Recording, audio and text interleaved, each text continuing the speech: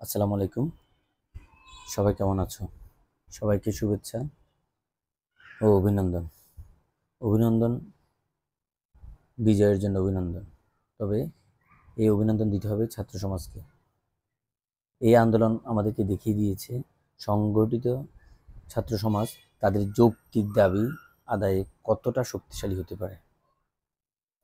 শিক্ষার্থীরা নিজেদের অধিকার এবং বৈষম্যের বিরুদ্ধে সচেতন হয়েছে, সক্রিয়ভাবে প্রতিবাদ করেছে এবং একটার পর একটা ওরা অর্জন করে যাচ্ছে।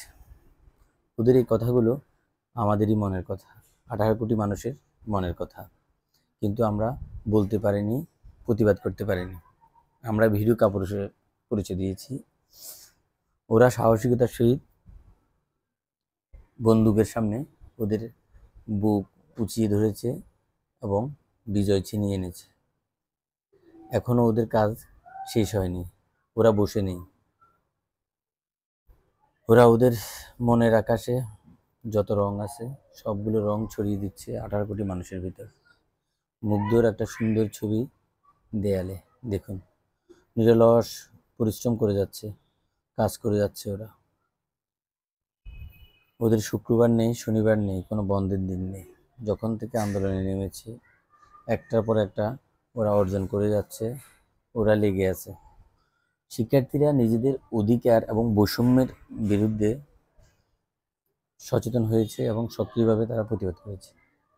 আন্দোলন প্রমাণ করেছে যে গণতান্ত্রিক দেশে জনগণের কণ্ঠস্বর কতটা প্রভাবশালী হতে পারে, যা সরকারের নীতিমালা ও সিদ্ধান্ত পরিবর্তন আনতে সক্ষম।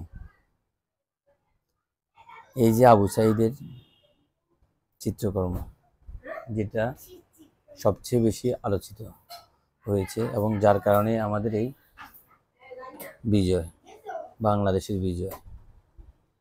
দেখেন, এক একটা চিত্রকর্ম এক একটা মেসেজ দিচ্ছে এবং বাংলাদেশের মানুষ তা দেখে অনুপ্রাণিত হচ্ছে।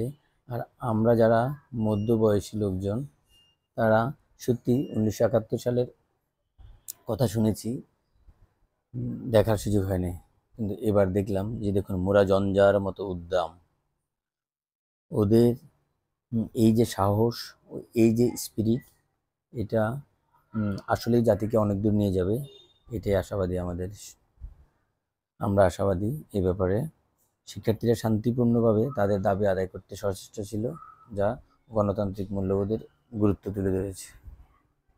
বৈষম্য ও অন্যায়ের বিরুদ্ধে রুখে দাঁড়াতে হবে, এভাবে সংগঠিত হতে হবে, সচেতন করতে হবে জাতিকে, দৃঢ় হতে হবে। ওরাই শিখিয়েছে আমাদেরকে।